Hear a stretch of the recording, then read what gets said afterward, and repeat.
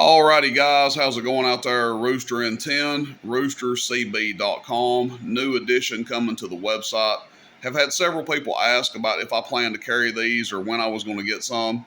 And here they are, got a couple of them in here and they are ready. The video on this one in particular will be what we call our Performance Plus.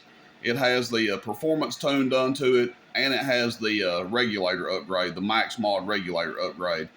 Basically, the only thing it's missing out of the big three upgrades is a final upgrade. And of course, we have our all the way Striker 447s that have all three mods done, and you'll see a little bit of a difference in the performance. But this gives everybody kind of another option, save you a little bit of money. Kind of not the all the way, but kind of the halfway, I guess you'd say. So it gives everybody a little bit different option. Again, if you're not really needing the final upgrade, but you still want a really good performing radio, then this is right up your alley.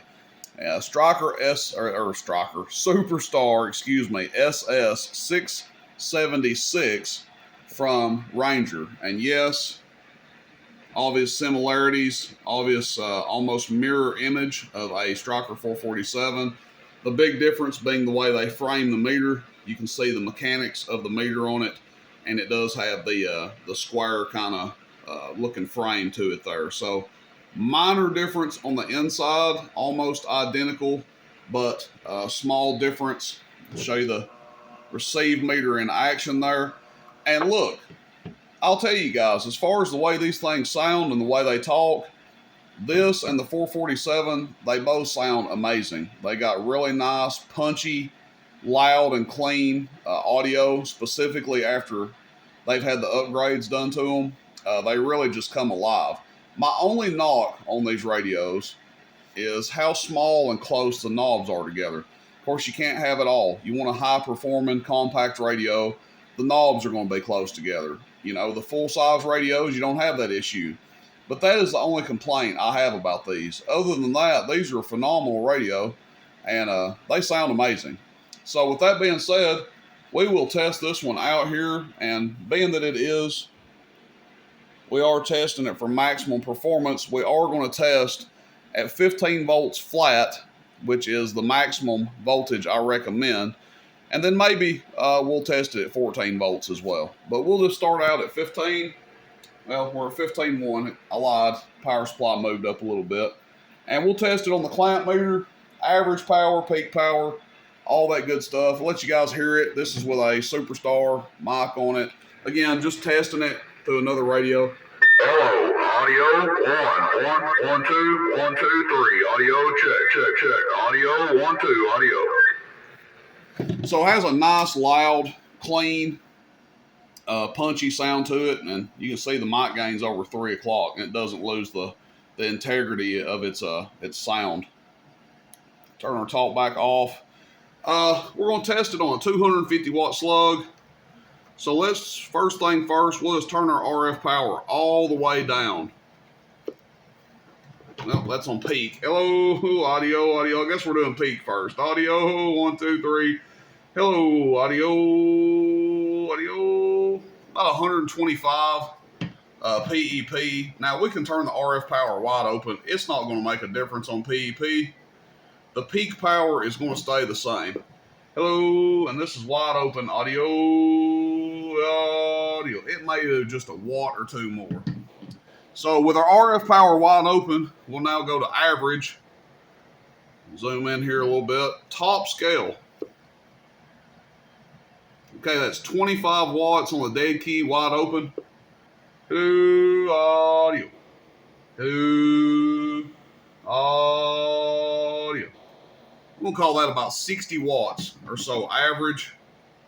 Now, if you want to turn it down halfway, and see how it does. Hello. Audio. Still over 50 from about 20 watts. If we want to turn it down to, let's say, 9 o'clock.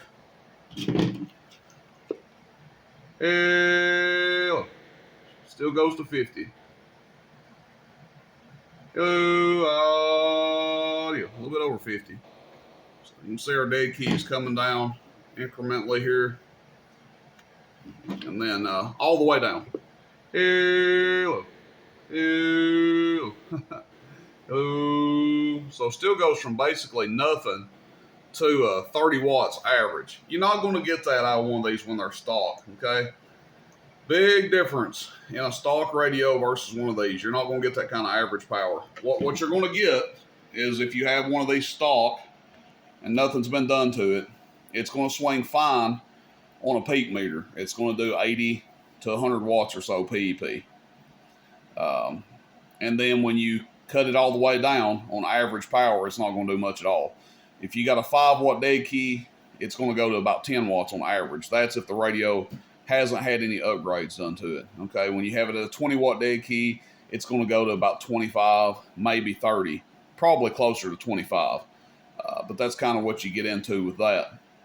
I guess we can test it at, we already saw it's done about 125, give or take, probably a little bit more wide open, but about 125 pp. Let's check it on the clamp meter real quick. Let's turn our RF power wide open here and give it the clamp meter test. Hello, audio. It's almost 9 amps, but not quite. And what you guys will see on a lot of stock radios, when you put them on a clamp meter, they'll either barely pull more amps modulated, or they'll actually go backwards. They'll pull less amps when you modulate them. That's on a stock radio. Let's come over here, because I know somebody's going to say, man, why you tested it at 15 volts? My vehicle runs at 13.8. All right, so let's test it at 13.8. Or 14. Let's go 14. All right, let's not make things difficult. Let's just do 14 volts. Hello. A little bit over 8. Let's see, average power first, wide open. Still got a 25 watt dead key. Hello, audio. Hello, audio. So still about 55. We lost maybe 10 watts of average power. I'm going to predict that we lost about the same on PEP. Audio. There you go. Like I said, there's about 115, and we were doing about 125. So that is what you can expect out of one of these. I'm trying to think if there's anything else I forgot. What microphones do I recommend? Well, you're looking at it. Superstar CM4 or Superstar 507 sounds amazing on these radios. You can run a noise canceller, 636, DX Extreme sounds a little good, sounds pretty good if you want a little bit of bass in there. But that's what you can kind of expect out of these radios.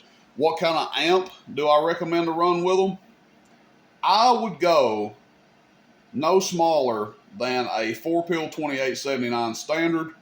Ideally, I would go with a 6-pill 2879 standard. That would kind of be the perfect match for one of these. You get some headroom and not be driving it to the wall.